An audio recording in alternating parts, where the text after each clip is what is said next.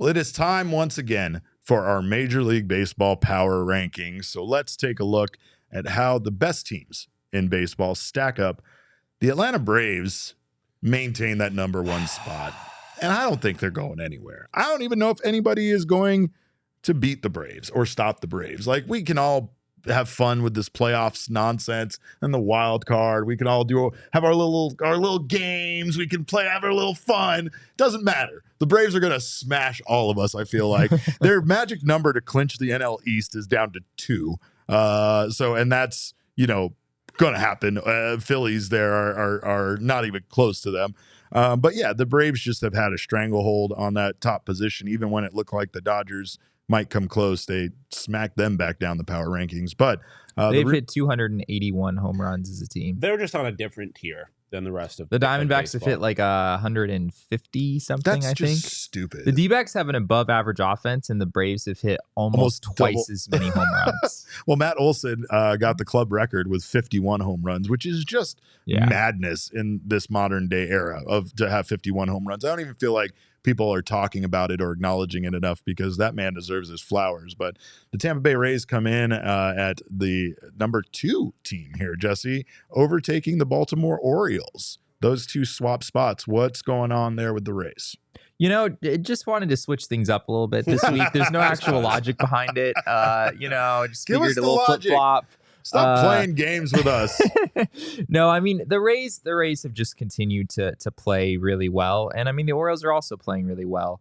But we're going to take a look at something kind of fun a little bit later in the show. This altered standings where we look at this. What would the standings would be if the results of every one-run game was flipped around the other way? It's an alternate timeline.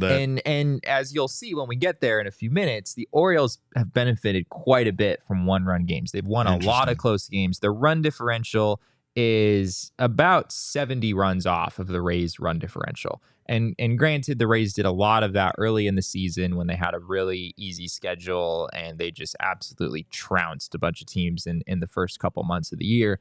But I think that still has some weight that, in the grand scheme of the season, even though the Orioles do have a better record by 3 games or so at this point, the Rays have outscored their opponents by about 70 more runs. So I still could go either way. I mean, they're both really good teams, but I decided to go with the Rays at number 2 this week. All right. The Rays also lost their all-star shortstop in the middle of the year and just didn't skip. And it just doesn't, It doesn't matter. Aaron Savali comes over from Cleveland and has been really good for them. They're just a machine, and it's just really hard to stop the Rays right now. That's very true. Looking at the rest of the power rankings, Astros come in at number 4, Dodgers at number 5. There's no change there. The Rangers make the biggest leap of the week from not being ranked last week to jumping into the 6th spot here.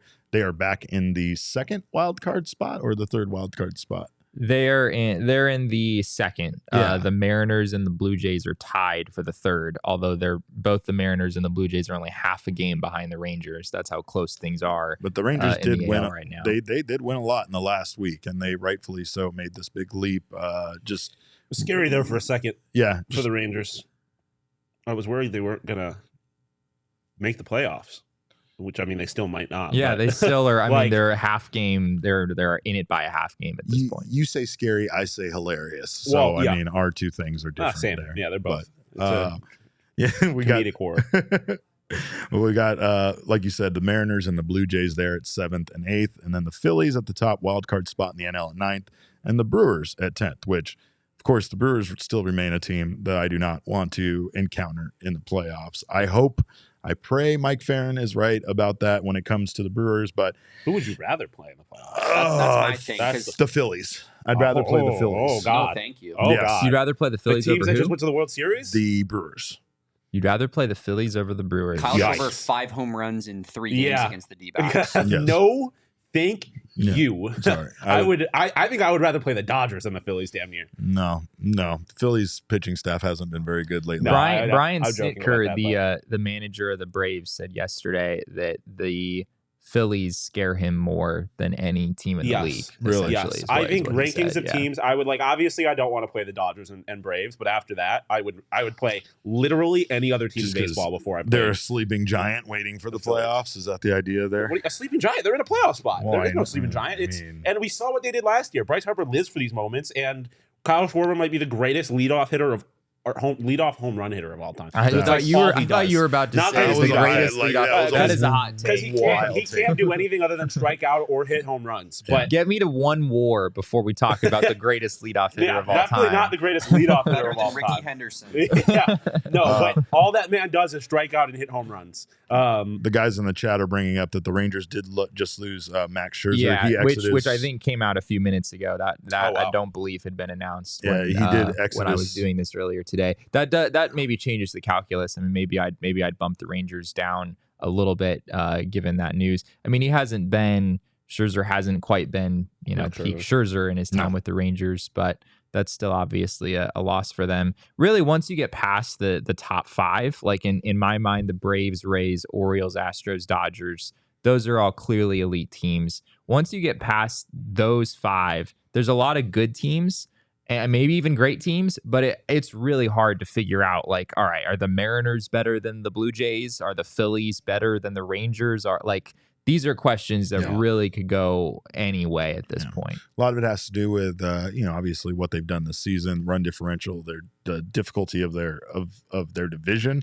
I think, what they have going on there in the AL West is really interesting and fun. And I think that this has been one of the better years for not having teams really emerge. I mean, like I said earlier, I don't know if anybody's beating the Braves, so it feels like they're kind of running away with it a little bit, but anybody can possibly, make a splash, get hot in the playoffs, and even end their season. So apparently it's, quote, unlikely that Max Scherzer pitches in the playoffs, which to me screams Max Scherzer is going to come in and shut down whoever they're playing in Game 7 of the World Series. Well, he did exit his start versus Toronto with a right tricep injury, which we are now finding out is now a season-ending injury. Another weird situation with the Toronto Blue Jays with Alek Manoah, who was sent down and did not report to AAA, and it's just a sad situation because obviously he struggled this year performance-wise, but I feel like he became a lot of people's favorite, kind of all-star just a year ago when he was shit-talking in the middle of the World Series and letting the announcers pick which pitch he was going to throw. Well, in the All-Star game. In the All-Star, not World Series, sorry. In the World Series, that would be wild. That would have been wild. That would have been the greatest thing in baseball. Satchel Paige type shit, like calling the fielders in, being like, I got this.